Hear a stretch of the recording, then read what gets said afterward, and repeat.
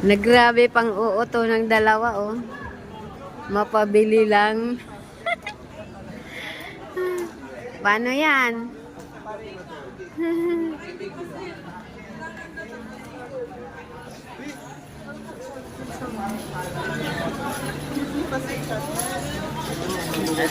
Napabili talaga.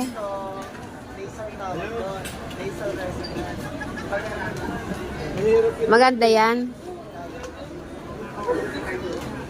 Ayan si Lolo. Sinamantala yung araw ng Father's Day.